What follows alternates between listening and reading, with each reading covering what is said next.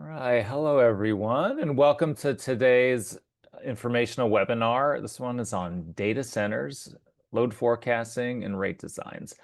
Uh, this is for the Department of Energy Innovator Fellows. My name is Miles Collins, and I'm going to speak for just a couple of minutes to give a welcome and a quick overview of what we'll be discussing today.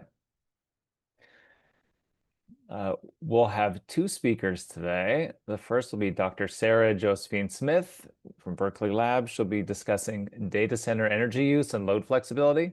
And then we'll hear from Natalie Mims on large loads, forecasting, interconnection, tariff designs, and special contracts. You can enter your questions at any time into the chat box. You can also raise your hand to ask a question live, in which case we'll call on you to unmute yourself. Some bios here for the two presenters. So Dr. Sarah Josephine Smith is a research scientist in the Sustainable Energy Systems Group. She specializes in energy use modeling across end use, customer, and industry-wide scales, economic modeling of energy technologies and systems, and system optimization. And her current research focuses on modeling design, load response costs, and benefits of dynamic electricity tariffs and other load flexibility technologies, and on understanding energy use and environmental impacts of data centers. Natalie Mims is a deputy department leader and energy policy researcher in the Energy Markets and Policy Department here at Berkeley Lab. She conducts and manages research and technical assistance for states on energy efficiency and DER policies, regulations, and programs. Among the projects she's leading are an initiative to advance affordability and grid planning and technical assistance on virtual power plants. So just slides, this slide has a link to the location on our Berkeley Lab website where you can find slides and recordings for all of the previous Energy Innovator Fellows webinars. On the website, it's posted under the National Trainings and Presentations accordion tab, and you'll see that we have the list there of recordings and slides going back to last September. Any questions about anything, feel free to contact Lisa Schwartz or myself. And with that, I will pass it along to Sarah. Okay, great. Thanks for having me here today. Let me get my double screen all organized. Okay, I think we're live. Right. Hi, yeah, I'm Sarah Smith. I'm a research scientist. I've been at the lab a little over 10 years. And for pretty much all that time, I've been working on data center energy use modeling, although there was a long gap when everyone kind of stopped caring about it for a little bit. And then, a few years ago, that very much changed. And then for a long time, I've also been working on load flexibility topics. So, currently with the issues of grid capacity and the massive growth in data center energy use, these topics are sort of coming together, and we're trying to figure out how we can tap into the flexibility that we think these facilities have. So I'm going to start with giving a little bit of a kind of history of the energy use issue when it comes to data centers. My colleagues at Lawrence Berkeley Lab have been looking into this topic since the early 2000s when the first dot-com boom was happening. And so there was a report that came out in 2007 that was a report to Congress.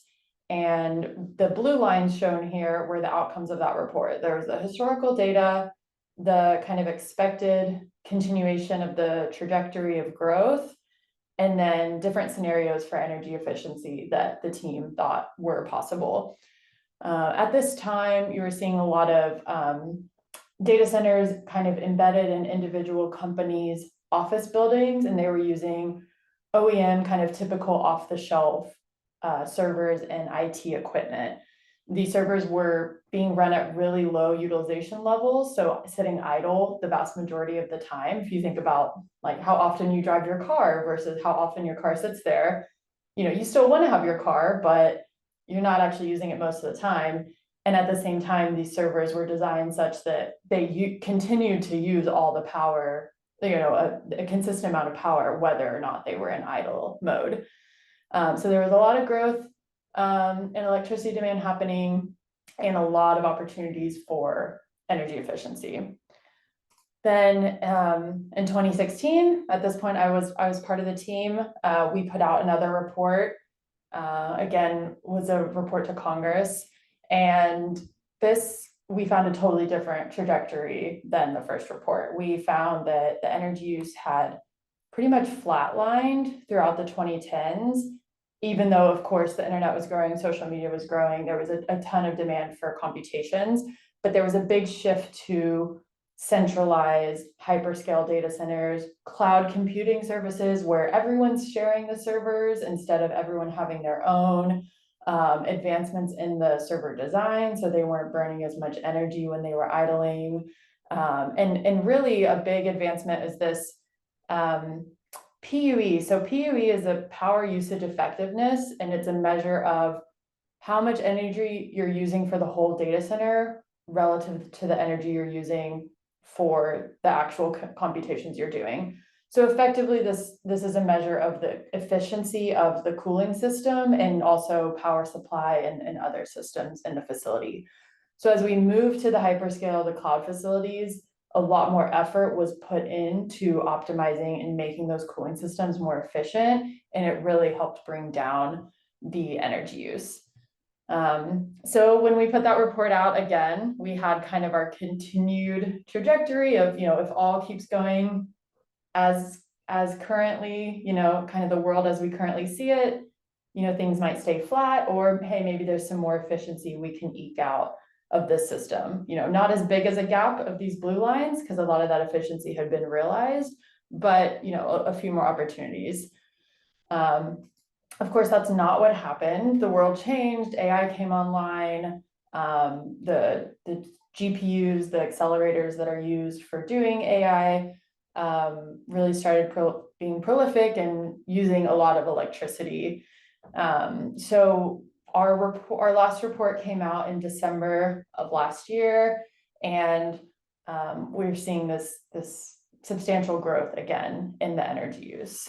And one other thing I'll note here is that, when we do our reports, we're talking in terms of actual energy that's consumed in the form of electricity, but terawatt hours is our kind of functional unit here. When you see things about data centers in the media, new facilities being built, people tend to talk in terms of capacity. So megawatts or gigawatts of power being needed at a certain facility. There's not a really great conversion between the two, because what people mean by capacity can vary a lot, and how that capacity rate relates to what's actually being drawn from the grid is not always very clear. But in general, you could kind of convert this to across the whole year to a power metric, multiply it by, or divide it by 8760 to get that power number, and then roughly double it, and that will kind of get you to that capacity metric that you might have seen. So the last figure was kind of the history. This is our top line figure from that same 2024 report that has this historical line here, and then our kind of future scenarios, like how things might play out over the next few years. And so you can see, continued growth is expected, the scale of that growth, there's a lot of uncertainty there.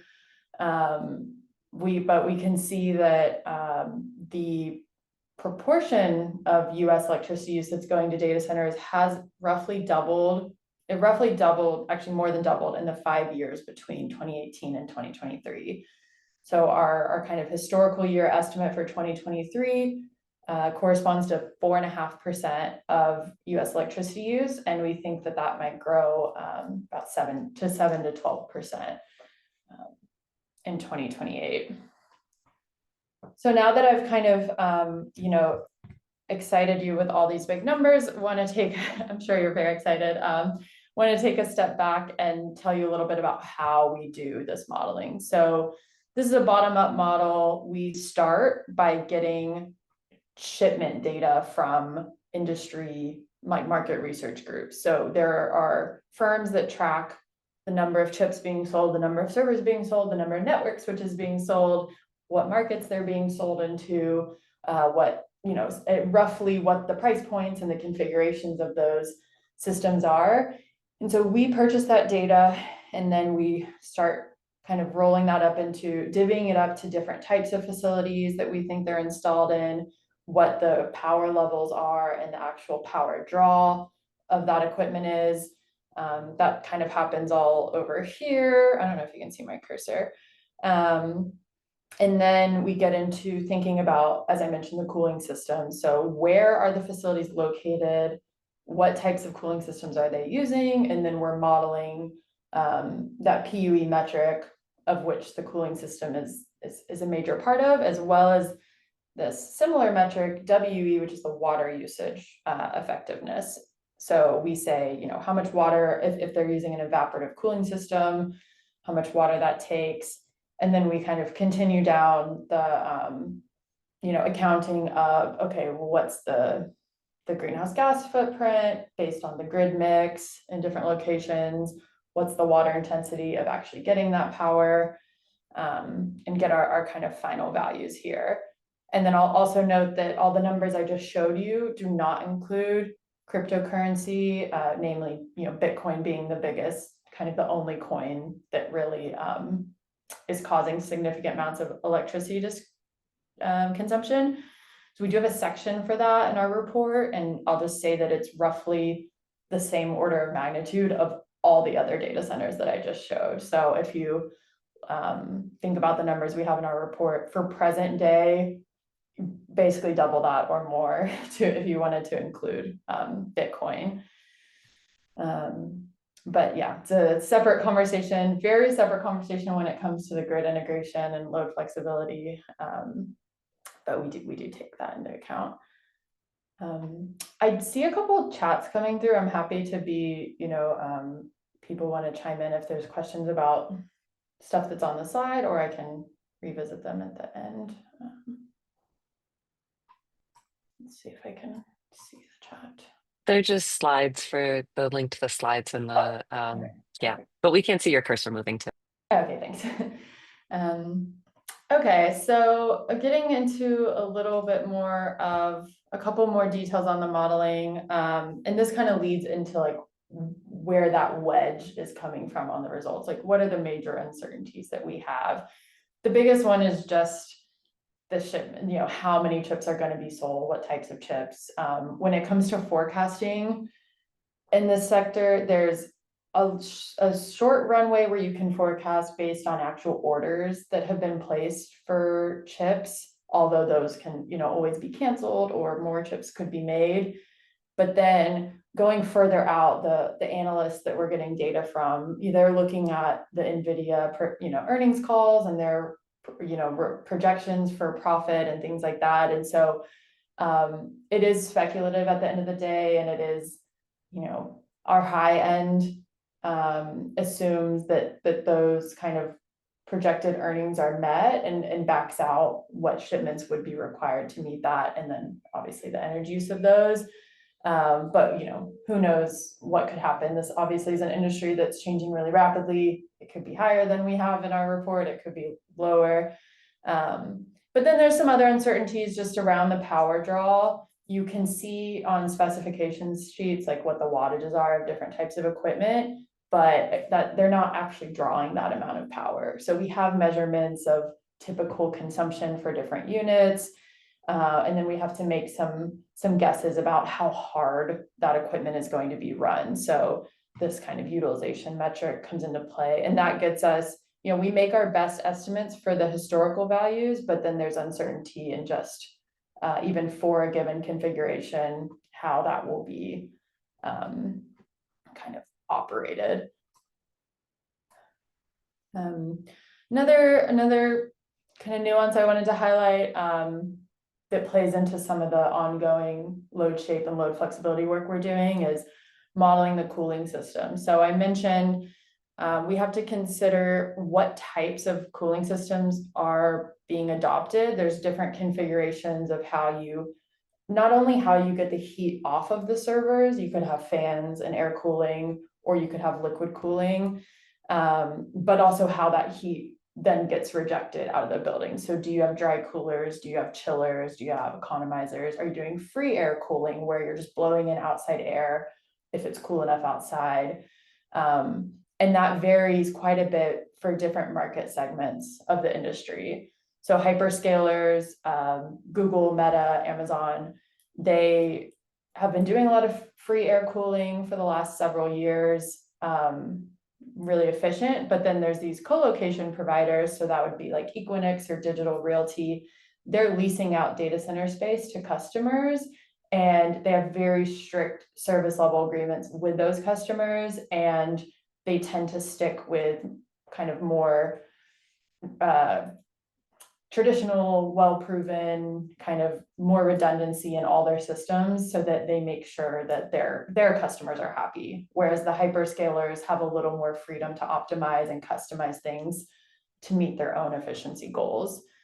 So we have to think about what's being built and how that's changing, how water scarcity, for example, might shift the use of water-cooled chillers to another air-cooled chiller, for example, that would actually use more power than the water-cooled chiller. So there's a lot of trade-offs involved that we try to capture.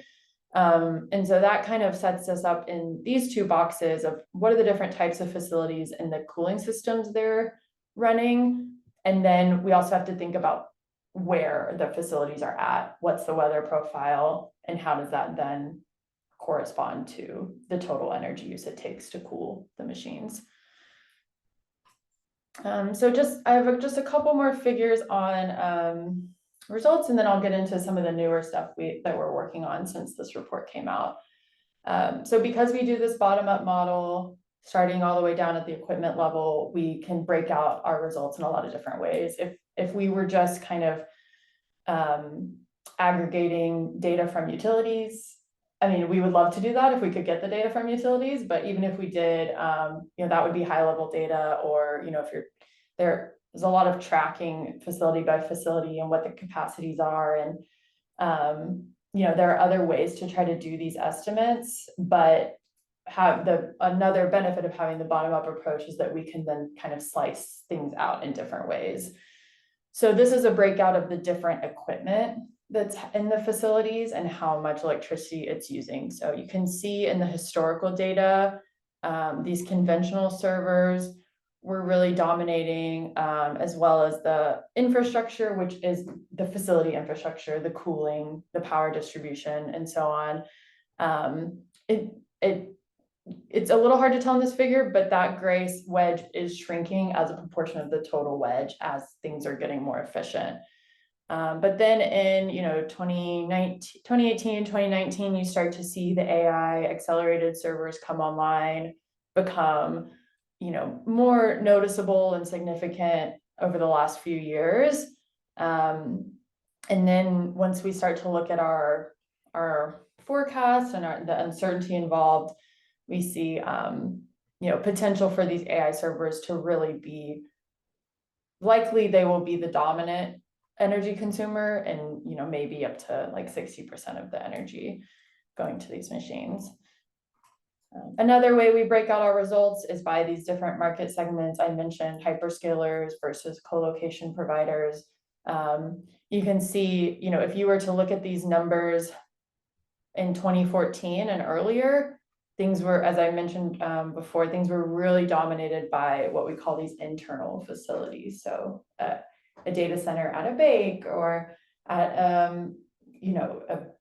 any sort of eBay, any sort of company that is using a data center for its own operations, that might just have it like at the bottom floor of their office building. But of course, there's this transition that's occurred, a lot more happening in these larger scale facilities, and we very much see them dominating the energy use, dominating the kind of space moving forward. So some of the ongoing work we're doing that builds off of the stuff I just showed you is to think about how these loads show up on the grid. So I mentioned we have to consider where the locations are when we do the cooling system modeling. And because of that, we've started building up our database that's an aggregate of a bunch of other companies' databases and things we found online, to say where there are facilities currently, what types of facilities there are, and where facilities are like under construction or under development. And then we can pair that with our cooling system modeling to start thinking about how these loads might vary across the year. Historically, people have just, data center loads have been very flat in time, across time for a given facility across the year. We've seen very, very flat loads. But as the cooling systems have gotten more efficient, particularly I mentioned the use of free air cooling, you see more of that kind of temperature sensitivity of the load. And so there's a couple of examples here of that PUE metric I mentioned. So this is a multiplier on how much electricity so if you're using, let's say 10 megawatts of electricity on your servers, and you are operating in one of these areas in January, you might only be needing 11 megawatts total. But then on the hottest day in the summer, you might be needing 15 megawatts or 17 megawatts for that same, because the cooling is not evenly distributed across the year. So we're doing a lot of analysis on these to help people who are doing grid modeling and to help understand the needs of the grid, and so I'll get into the potential benefits of load flexibility.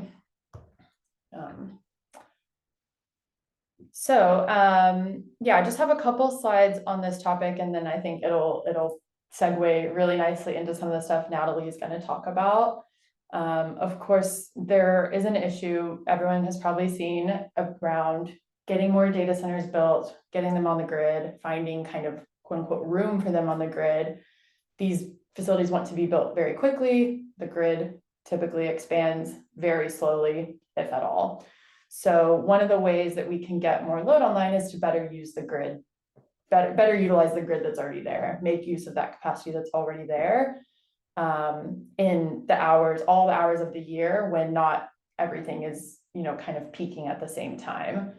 So load flexibility can help lower the cost of the grid and get more load online faster. And for data centers, there's a few different mechanisms in which you can make the loads flexible. The easiest one is kind of starting here on the right, just either allowing them to run their backup generation at the times that the grid needs, and kind of as part of that, facilities could invest in kind of higher quality backup generation systems that could be permitted to run more frequently. So if you have just like a basic diesel generator that you're only going to run in emergencies, then you will have permits, air quality permits, that only allow you to run that during emergencies because those emissions aren't being controlled. There's health, issues, smog, all of that stuff.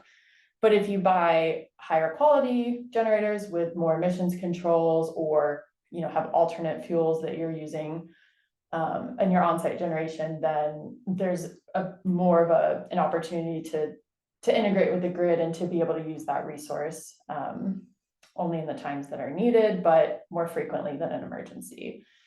And then as you move to the left, there's kind of more systems that kind of get closer and closer to kind of affecting the actual facility's operations. And so energy storage, kind of the building systems that are in the facility, and then of course the computational loads themselves. So this is very much a growing space. Google has been doing it for a while. They have what they call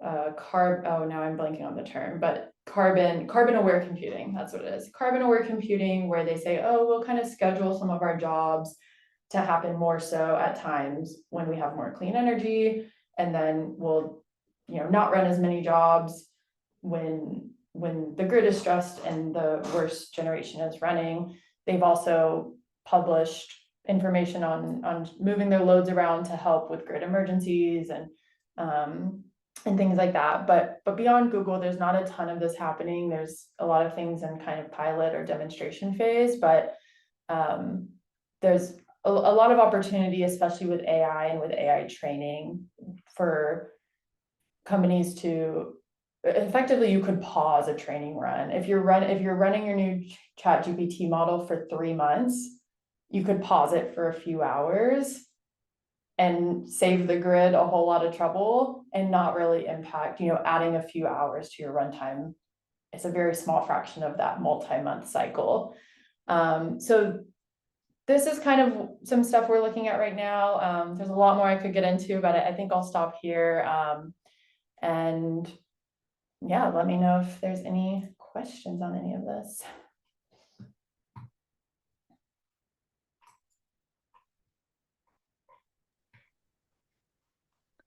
Okay. Sarah, it looks like you have a question in the chat there. I don't know if you can see it. I'm happy to read it for you if you like.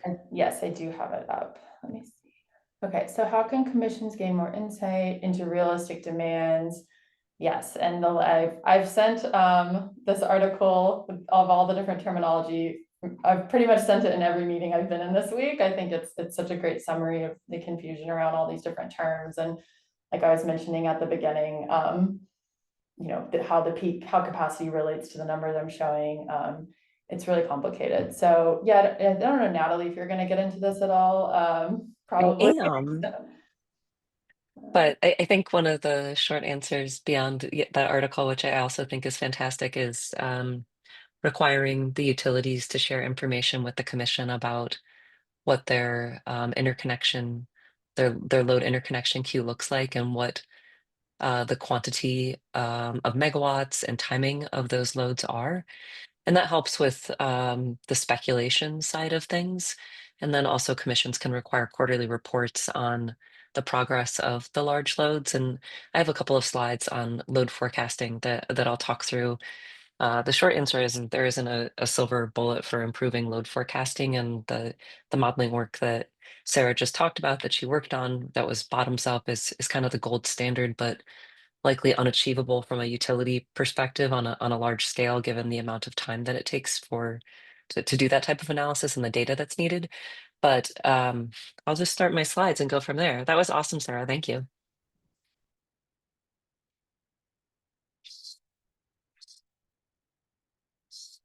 Let's see.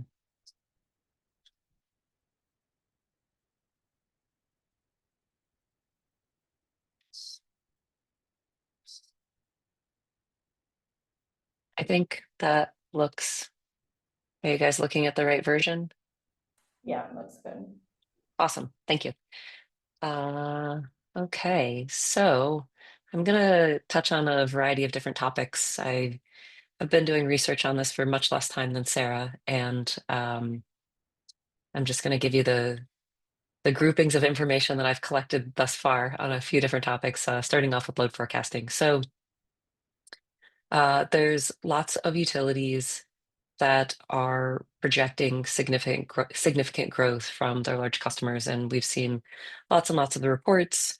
Some of this information is showing up in integrated resource plans, and some of it is showing up in a variety of other types of forecasts. So one of the things that can be useful as we're considering these different types of load forecasts is the timing and the type, and understanding what type of growth it is. So I think Sarah mentioned this, but not all data centers are created equal. There's different types of energy consumption based on what the data center is doing, and if it is owned and operated by a company, or if it has space that goes to different customers. And so it's not just flat all the time. And even within the different data centers, it's not the same load profile.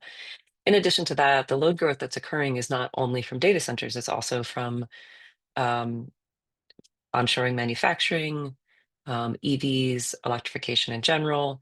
And additionally, there's just population growth too. And so this is an example from the Northwest Power and Conservation Council's ninth power plan, and this is talking about some of their load growth, and they are articulating it by these different regions. And in the top left is the whole Pacific Northwest region, and they're going to experience load growth from all four of those sectors, both residential growth, manufacturing, electrification, and data centers. If you move over to the top right, that's Portland General Electric. They're also going to receive incur load growth from all four of those different areas. You go down to the bottom left, Puget Sound, much different profile within the same region. They're going to be experiencing growth from residential population growth as well as electrification. And then you go over to the very far bottom right, and that's a power district that's in Washington, and that's going to have very different load growth as well. And so understanding what the large load growth is pretty important. Everyone focuses on data centers, but it's not always going to be data centers, and how you manage it and deal with it is going to strongly depend on what the source of the growth is from.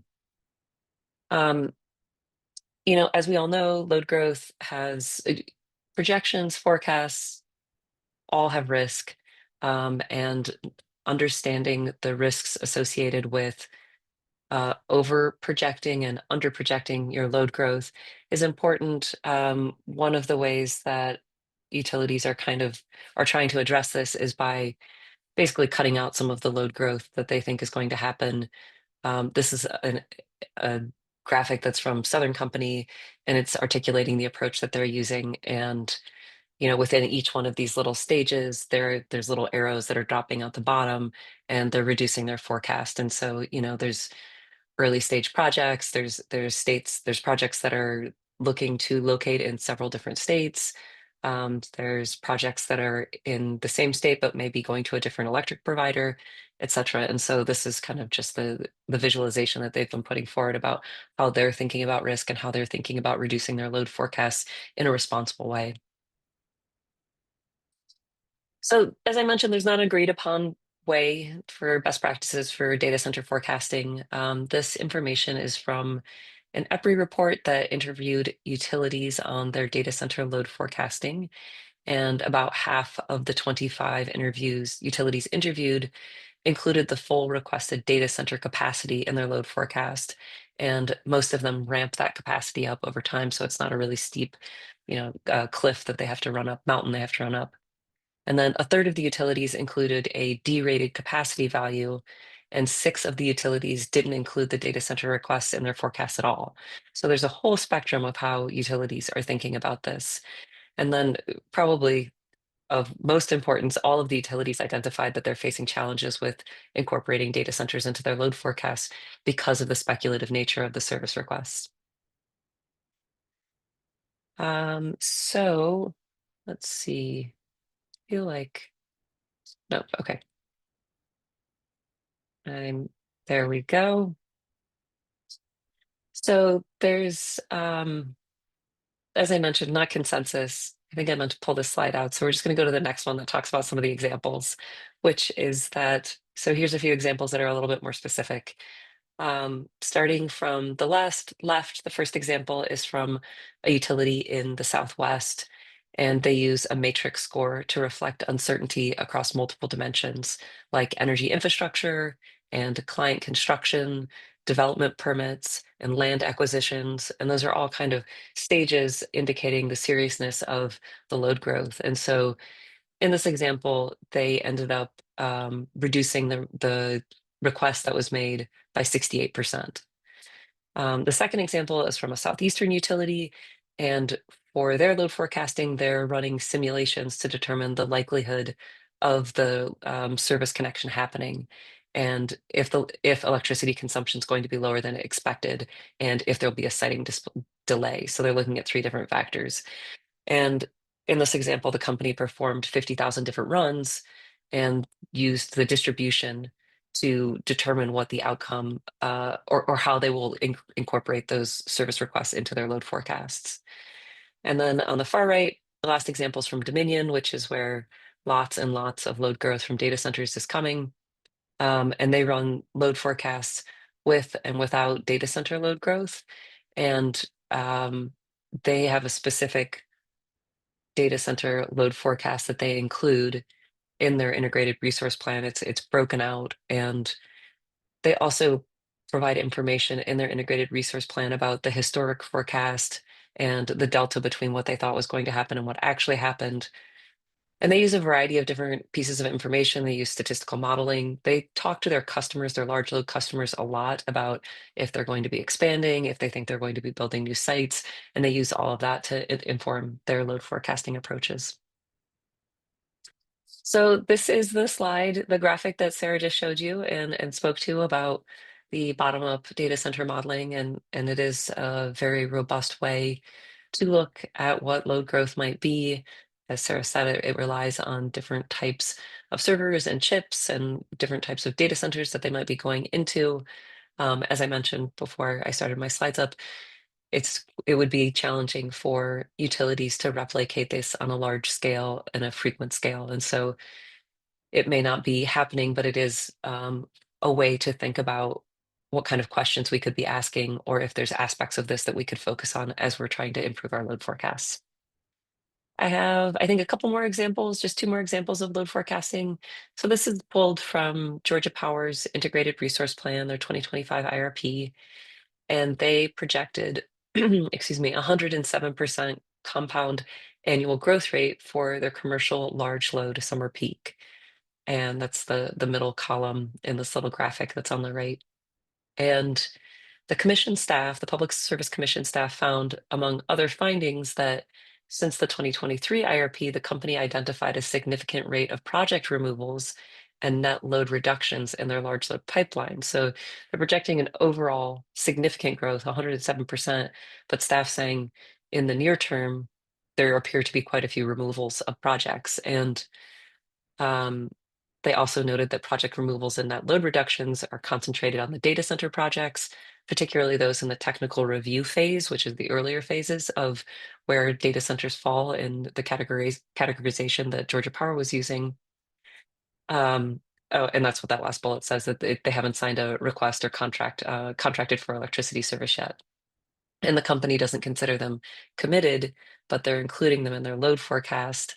And this is one of the figures that the commission staff put forward, and it shows that the near-term forecast delta is declining. And so the load growth from data centers specifically is being pushed out and to the right into later years. And so, it's important to try and gather this type of information from your utility as you're going through this and tracking the progress that's being made, so you can make observations about whether or not the load's likely to show up in the years that you're in your planning period, or if it will be showing up in years that are outside of your planning period, and perhaps give you more opportunities to think about how you might meet that, serve that load. So that was my tidbit on load forecasting. Next, I'll go on to large load interconnection. Um, the interconnection process, or the service request process, is is pretty complicated. It intersects with distribution system planning and IRP, utility or regional transmission operator transmission planning. There's not very many publicly available descriptions of what this process of service connection looks like, and information is available. I've been digging around trying to find content on this, and it can show up in a variety of different places in terms of regulatory proceedings. It can be in an integrated resource plan, it could be in a rulemaking proceeding, or it could be in a tariff. And I have three examples to show for that. And then, as I've said, speculative load requests have contributed to quite a few, to a lot of difficulties and a lot of concern among states and also among the industry, that there's this, overhyped expectation about what's going to happen, and it's not serving anyone. So this is the first example I have at Dominion. So as I mentioned, they have a lot of load growth from data centers, and they also break out their load forecast separately. They also articulate what their interconnection request process is. And so they have 5 different stages, and they start with a high-level assessment that identifies the infrastructure requirements. Next, they have an engineering letter of authorization that has detailed engineering plans. And then from there, they go, from that point on, from step 2 on, Dominion is reimbursed by the customer that's requesting to interconnect to the grid for the cost that they're spending. Next, they have a construction letter of authorization. then the infrastructure is installed, and then the customer has the electric service agreement, which is the contract between the customer and the utility. And the other thing that Dominion does is that they break out these different categories in their IRP. And so the electric service agreement is certain. That's the customer is contracted with the utility for that. And the construction letter of authorization was kind of step 3 in that process. And they split those out. And so you can see what the anticipated load growth is from projects that are currently spending money to continue to move forward, but have not installed infrastructure yet. And so it gives a little bit more insight into what may or may not show up. The second example I have is from a rulemaking proceeding in California. So the PUC opened a docket to implement some state legislation. And in the legislation, or in the docket, also in the legislation, they wanted to expedite the process for connecting homes, business, electric vehicles, and other loads to the electric grid. They wanted to increase the transparency of the energization process. And they wanted to adopt timelines based on the utility's historic data and party comments, and also support early engagement between the utilities and the customers to coordinate project development schedules. And this is a timeline that in particular applies to the large investor-owned utilities in California. And then this table on the right shows the investor-owned utility responsibilities that are bolded out versus what customer responsibilities are. And then the last example I have is from a tariff. And so this is from Idaho. They have this, Idaho Power has this speculative high density load interconnection, or excuse me, they have a speculative high density load tariff. And in the actual tariff, they talk about their interconnection process. It's relatively vague. As you can see, it just says that after a customer makes a request to take service through this tariff, the utility is going to provide a study or studies to determine what upgrades are going to be needed. And so determining what the cost of that infrastructure is, the customer has to pay for all of that. And if the reserve amount of the deposit that the utility has on hand drops below a certain quantity that the company doesn't feel like it could finish the analysis that needs to happen for the load to interconnect, then they can just quit working. And so the customers has to keep replenishing that deposit. So it it appears to be a similar process to what Dominion has, but it's not very transparent. And it's also directly written into the tariff. So we're seeing discussions of service connection in very lots of different places. And moving on to, this is my last topics, tariff design and special contracts. So before I get started, I just wanted to talk about what do I mean when I say an electricity tariff. There's been lots of talk about tariffs lately, and it's not about electricity. So rates are part of a tariff, but tariffs are the legal documents that include both the utilities rates and the service rules around how a customer can take service, and they're approved by a regulator. And so it's a little bit bigger than rates. It's providing a variety of different parameters around the service that a customer can take. And my next handful of slides are derived from this report that I put out with my colleagues in January. And we looked at 11 different large load tariffs and identified some themes that were showing up in those tariffs. And the 4 themes that we found were fair allocation of electricity system costs, mitigating utility and customer financial risks, mitigating operational and resource adequacy risks, and then accommodating your large load customers.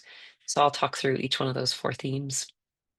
Before I talk about the themes, I just wanted to step back and say, there's no standard large load tariff, just like there's no standard large load forecasting.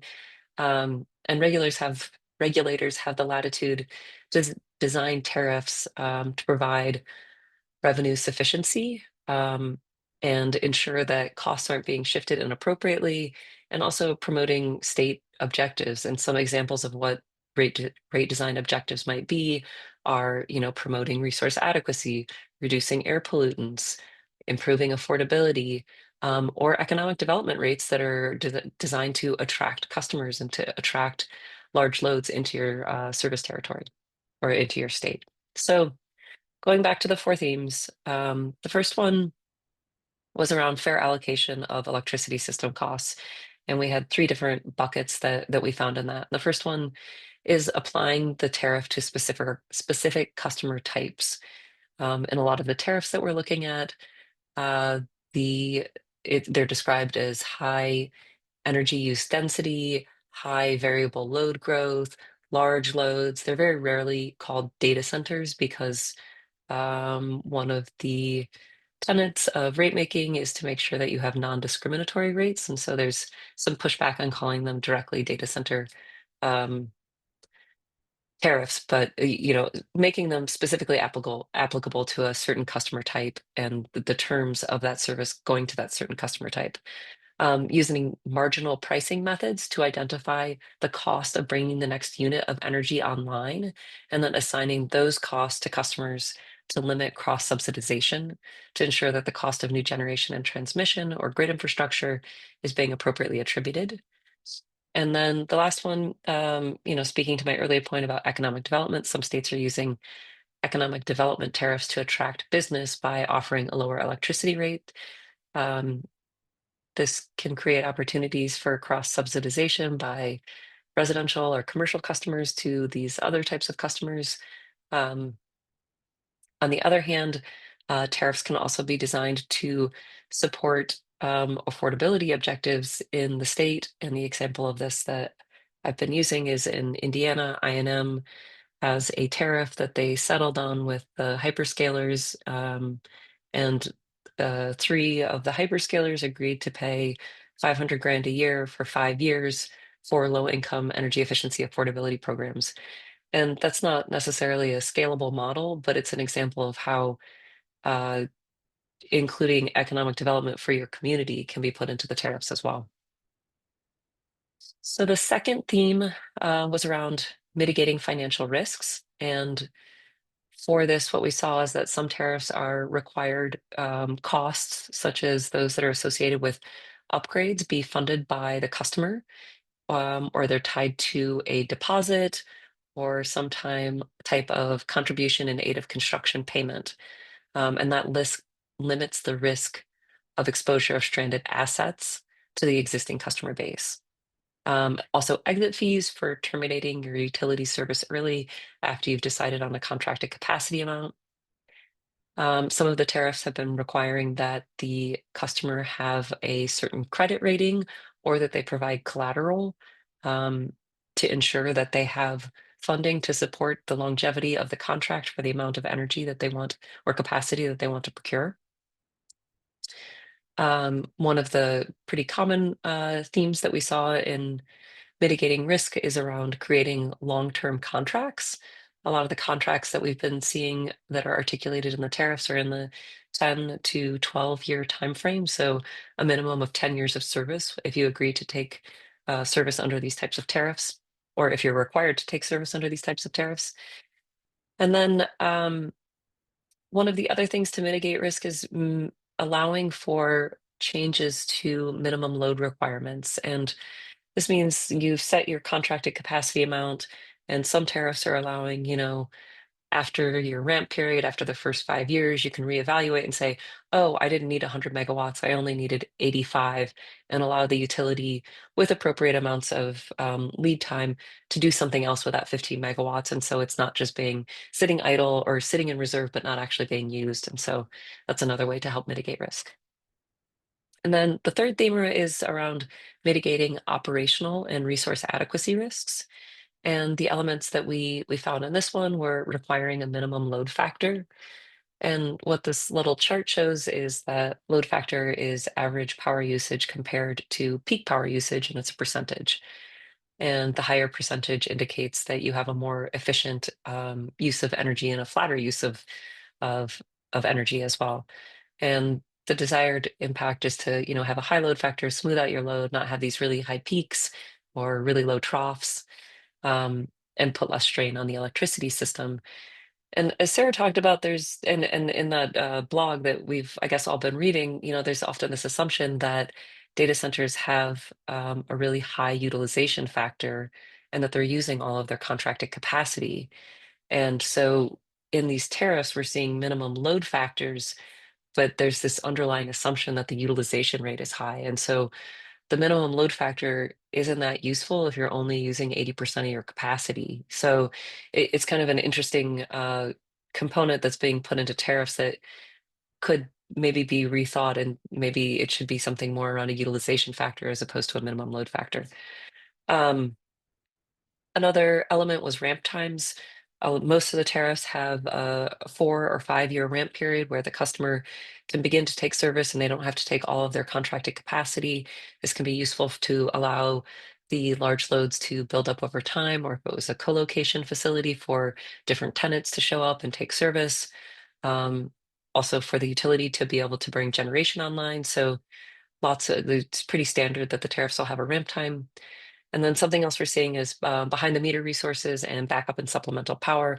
And these can either show up as being requirements that the customer bring backup power, or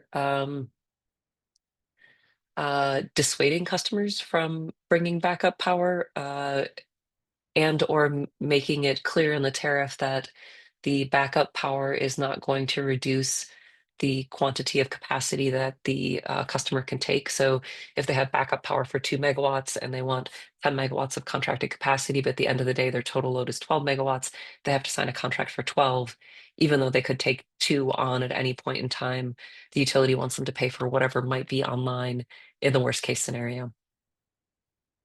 My last example here is on elements that are to accommodate large loads. And the two pretty common things around this are clean energy requirements, so opportunities, tariffs that are written so that customers can help facilitate purchase or development of clean energy, and also opportunities to leverage different types of specific generation technologies.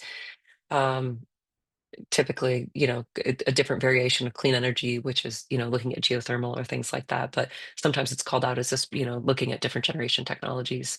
And I'll talk about this a little bit more in a couple of slides. So this is my last topic. Similar to Sarah, I'm ending on demand flexibility. When we wrote the report, there wasn't too much to say about demand flexibility and tariffs in January. And since then, there's been a decent amount of movement. EPRI put out this map a couple of months ago, and as you can see, the vast majority of it is in blue, and what the toggle is showing is flexible load offerings. And so EPRI is saying that almost every state in the country has a flexible load offering for large loads. The majority of them are optional interruptible or load curtailment tariffs that aren't designed for data centers, but can be used and can be used by large loads. So there is arguably flexibility everywhere, but it's not specifically designed for data centers. Um, there's also some examples of tariffs that have requirements around demand flexibility. So I talked about this Idaho Power tariff earlier, the speculative high density load. This is really for crypto. This is a crypto tariff. But the utility requires that the load can be remotely disconnected, and they can remotely disconnect that load for up to 225 hours a year.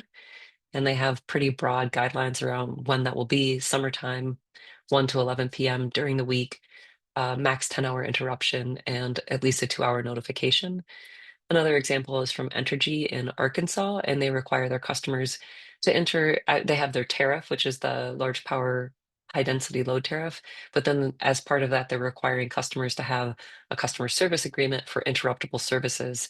And the maximum interruption that can occur is between 10 and 20 events, depending on how much curtailment notice the customer decides to go in. They offer the customer 2 different options there. And then the other example I have on here, you all have probably heard about SB6 in Texas, which is a whole package of data center and large load requirements. And one of the pieces of it is that utilities have to develop protocols to install this equipment before the loads connect to the grid, that have remote disconnection capabilities so that they can be disconnected during times of emergencies.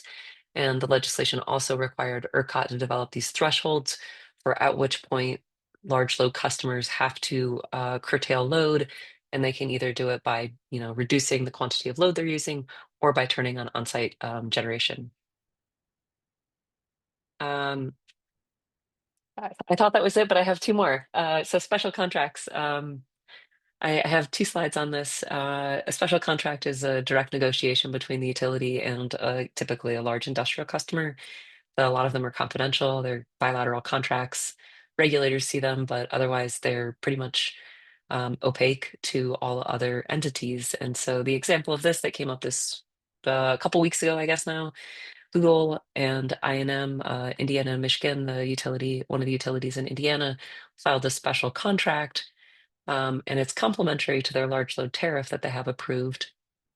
And I filed it with the commission, and it has two different components of it. The first one is that there's a clean capacity arrangement, and they're proposing that Google procure clean power, and they more or less sell it to the utility, and the utility is going to rate base those costs because they're being provided firm capacity, and they can include it in their forecast to the ISO. So it's reducing the quantity of load or capacity they would have to buy from the market, and they're spreading that cost over ratepayers. And then the second aspect of it is that Google is going to provide interruptible capacity to the utility, and we don't know the terms of the quantity or the timing of it because it's redacted.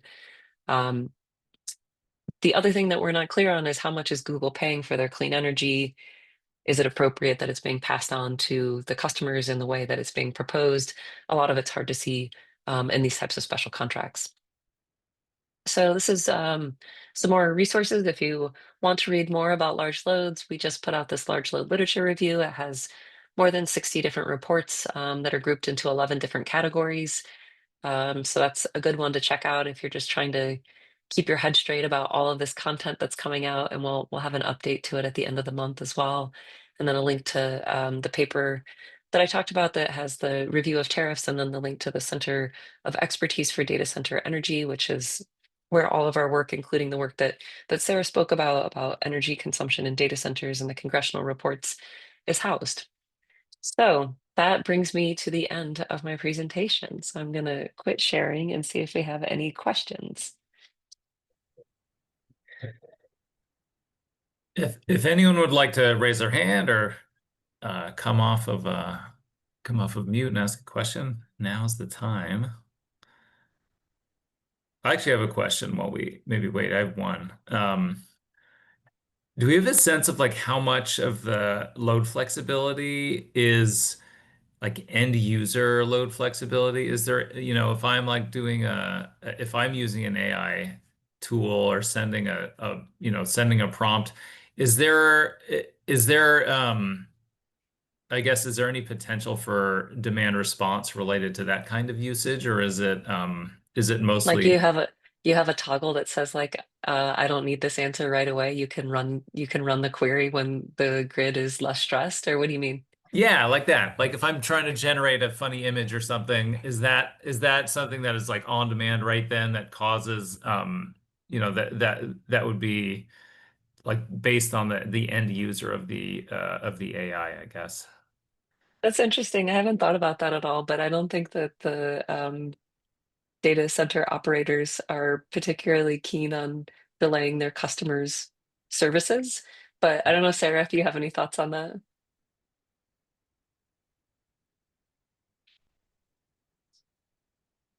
No, I think it's something we're trying to figure out is, yeah, where are the different points of flexibility? What's the opportunity at those different points, and the feasibility and what it would take to,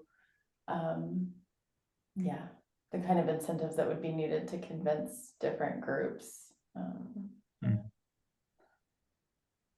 Sounds like a business opportunity, Miles. It can be Yeah, like here we go. Home Connect for AI requests. Yes. Delaying your requests. Well, I'll look into that one.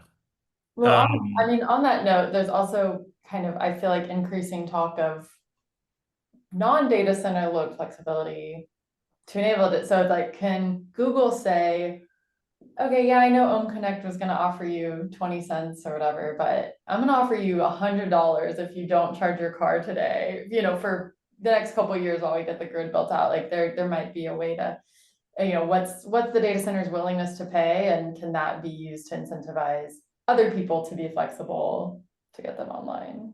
you know. Yeah, so looking at like flexibility on a larger scale outside of the actual data center parameters and thinking about how to create headroom in the system, either through ratepayer payments, through incentive programs or whatever, or I would like to see Google do it too.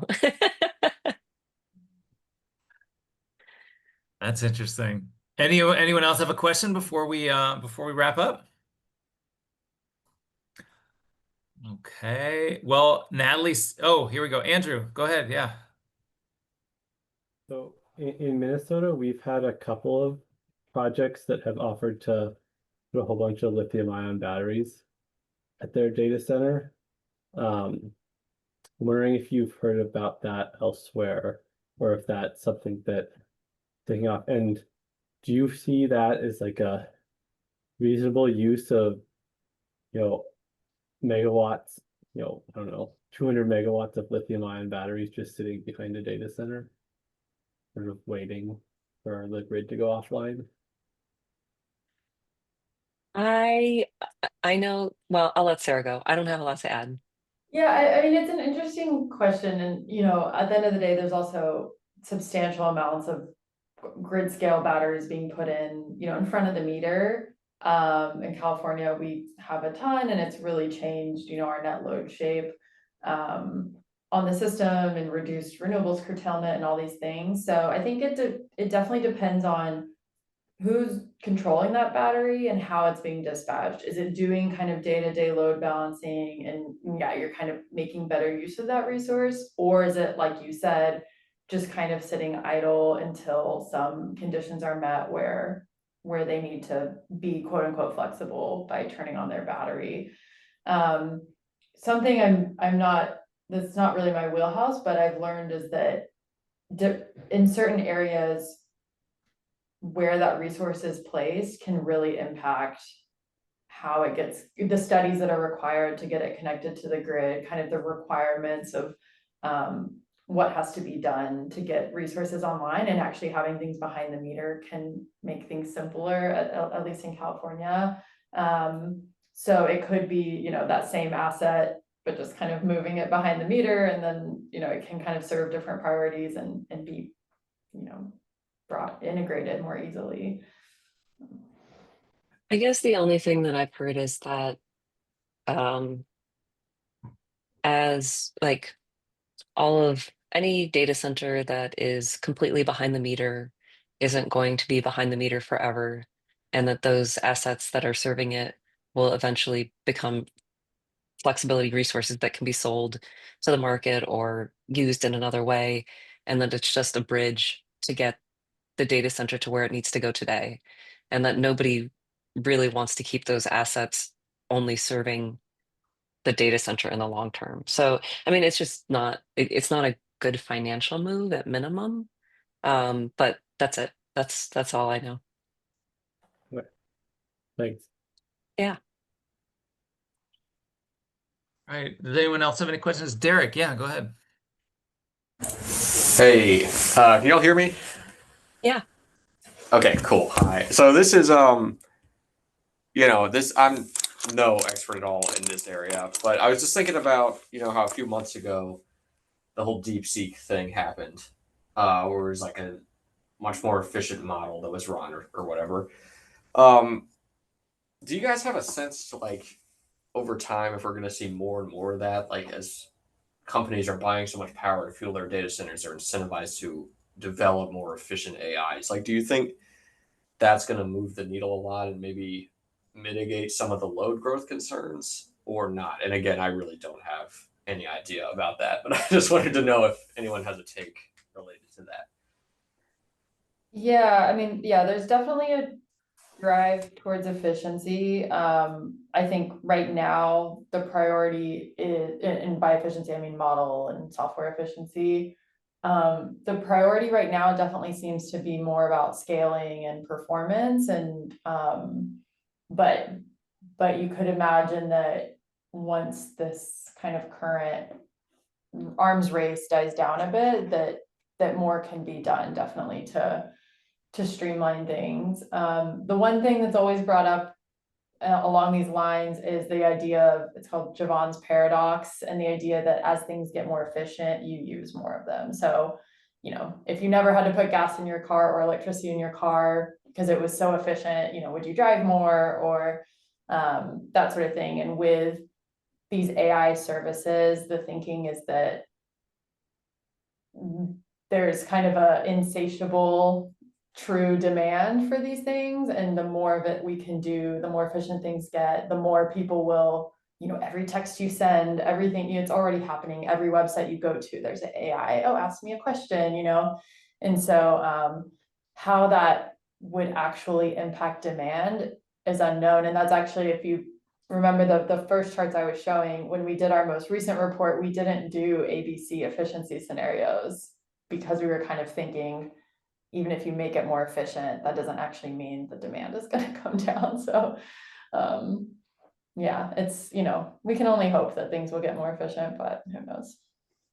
We had an interesting conversation, Sarah, when we were at our conference about um, how there's these super big buildings that are being built, and the servers are definitely going to get more efficient. Equipment's going to get more efficient. And there's what will end up happening is that there will be lots of space in the buildings, but not enough power to continue to fill them as the equipment becomes more efficient. And I thought that was kind of interesting. That's tangentially related to what your question was about. But I think this concept of like what will happen as equipment becomes more efficient and like the infrastructure needs that we have associated with that is also going to be something that's pretty interesting to watch unfold. Yeah, definitely. Ian, go ahead. So I had a question about incentivizing data center development and kind of right sizing that incentive. The data centers are typically looking at like that 15 to 20 years or 5 years. Like they're not sure how long they want this power for. And power plants are 30 years, or if you're going to build a nuclear power plant, it's 100 years. What's being done there? I've heard some proposals where states would buy the capacity on the back end, right? They commit to buy that, find a customer for that electricity in 15 or 20 years if the data center, right, no longer wants it. Have you heard anything along those lines? I mean, I think the trend is shifting away from accommodating the data centers to making sure that they're not taking advantage of states and of consumers. And I think that these minimum contract terms and the tariffs that are 10 years, 12 years, 15 years, 20 years are indicative of that. And I think in terms of like, I know that there's one tariff, I can't think of who it is, where the requirement is that the large load is responsible for the lifetime of the asset. And I think it's transmission, but still like that's a long time. Like so they're putting all of the risk onto the large load for that example. Michigan has a pretty good example where they are giving a tax incentive break on equipment that goes into data centers. But if you take advantage of the tax credit, there's requirements around purchasing renewable energy and making sure that you're paying for your fair share of electricity infrastructure. And so they're trying to attract customers, but they're also trying to put guardrails on it. So um, I haven't seen that much in the space of like states being willing to pick up the slack if the large loads don't want to be responsible. I mean, there's fundamentally a planning disconnect, right? Like everyone, the whole data industry is not on the utility planning timeline. Like they're not on a 20, 25, 35 year planning timeline. They're on a 3 to 5 year planning timeline. And so I think that that's what a lot of the friction has been is like you're bringing these two industries together that just don't have the same like yearly goals in any way, shape, or form. You know, like utilities are like slow and they're consistent and they're like safe investments, right? And so I think that that's, you know, will continue to be a challenge to think about how to integrate those two together. But yeah, I haven't seen too much with states really helping trying to figure out how to draw data centers in that way. I think, I mean, from a consumer advocate perspective, that it would states can be asking more of these large loads if they have excess capacity or if they're willing to put excess capacity in for them. because if they don't take it, someone else will. So Thanks. Yeah, Andrew, go ahead.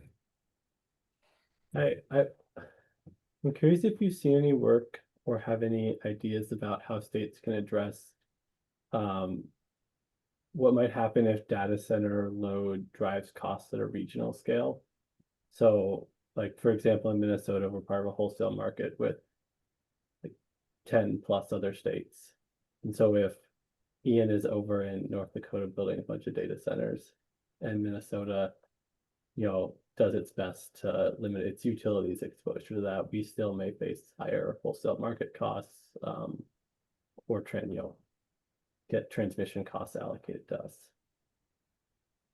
yeah, there's the FERC docket where Maryland got allocated a bunch of costs that were arguably for Virginia's data centers in April, I think. But I am not, I don't play in the FERC space too much, so I don't know too much more beyond that. I mean, obviously like the front of the meter co-location docket is very active, but I don't know that I think that might shed some light on how cost allocation for those type of assets should occur, or what should occur if a large load is co-located with a generation facility that has historically served a larger territory or a larger group. But I don't know. I don't know what the answer to that is. I think it's going to unfold and be very contentious.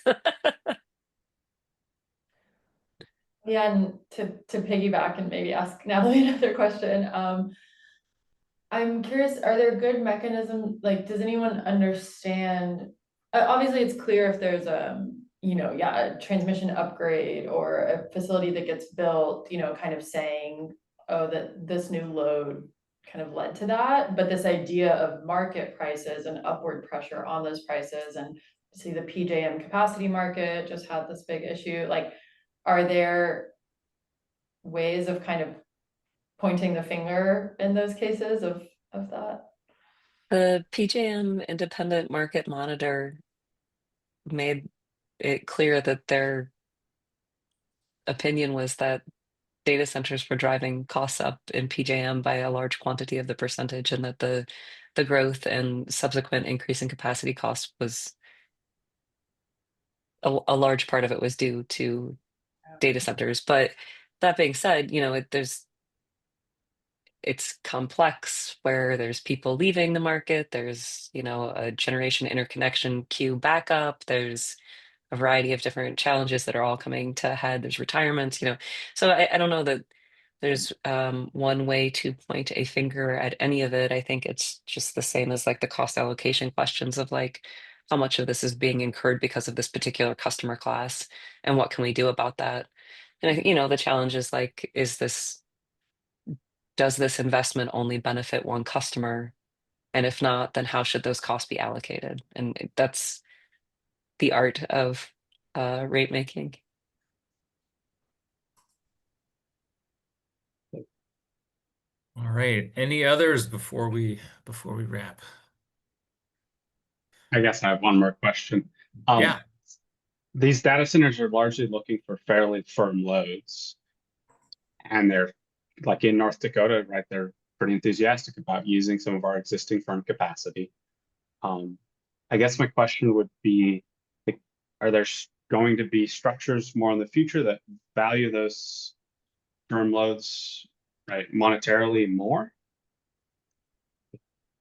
Right, sorry, I guess it's not a very well phrased question, but right, they're driving up costs because those firm loads were historically undervalued. It makes sense to me. Are we just going to see more firm loads, or are we going to fight over a little bit of firm load that's left? Well, I think I'm not. I will tell you what I think. I'm not certain that I'm going to address what you asked, but I don't know that the firm load was being undervalued. It may have been underutilized. And in the situation where you have a customer that's coming in and absorbing excess capacity, it's good for everyone. They're going to push rates down, right? Because you have same amount of production and increased amount of money coming in from it. So rates are going to go down. And that's good. I think the question is ultimately when you need to make an expansion, what do you do then? And how do you address that? And, PG&E in California has been saying like they're in the Goldilocks spot because their growth is happening at a rate such that they're going to be reducing people's rates in a couple of years because they're not going to be going beyond their capacity that they have. So I don't know if that addressed your question or not, but um, yeah, if you have excess capacity, it's a great way to lower your rates. Yeah, and something I was listening to on a podcast this morning, kind of along these lines of like, from an economic theory perspective of, there's a high demand for this electricity now, that would, you should be able to pay more and, get more built and kind of like the value of the electricity has gone up because the value of what they're doing with it is so high. And I think I'm not an economist, so I'm not really sure how to wrap my head around it, but it's interesting. It definitely parallels what happened a few years ago when GPUs first started getting used for AI. GPUs were graphics cards, they were used for gaming, for animation. NVIDIA was like a little, video game type, market company. And once it got picked up for this other use, then you suddenly couldn't get them for that market because you're just not going to be willing to pay as much. So I feel like we're kind of having that happen here with electricity, but of course, electricity is a public good, and you don't want them to be able to, even if driving up the price means, again, traditionally that would make more power get built. You don't want the price to be driven up for everyone. So I think it's an interesting question of like, how can the market communicate this new value of electricity and and get more of it online in a way that serves this market. But of course, there's just so many issues with the timelines and the lifetimes of the facilities that make that really hard. I was talking to a consumer advocate who proposed that if you had excess capacity in your system, you put it up for auction and sell it to the highest bidder. And I don't know if that is appropriate, but it's certainly a way to bring in the most value and push down your rates in the short term, at least.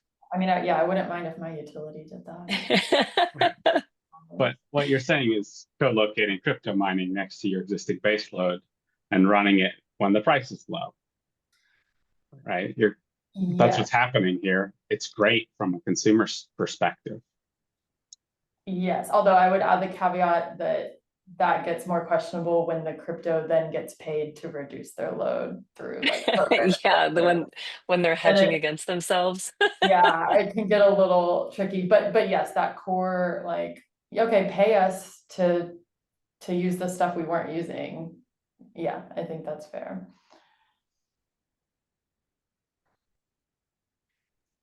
And the crypto tariffs typically have a lot more restrictions on them because they don't have as much infrastructure and they are seen as more of a flight risk. So like if they are, there's two sides to that coin, right? They're flexible and they can be used in certain sizes to pick up extra capacity really easily and turn off if they want to operate that way. But they can also be large loads that then just, bail out on their contracts. And so that's the concern with it.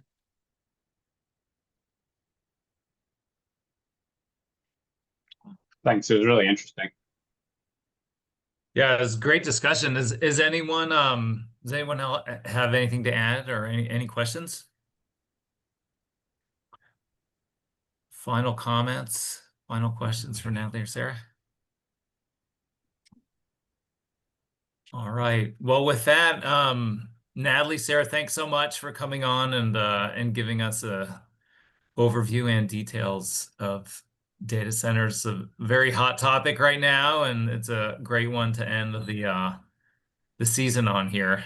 So really appreciate your time and appreciate everyone who was able to join and join in the discussion. Thanks so much. And I sent the link out earlier to the slides, so they're available on the website. And we'll see everyone at the next one. Thanks. Thanks for Thank having me. you. Thank you, guys.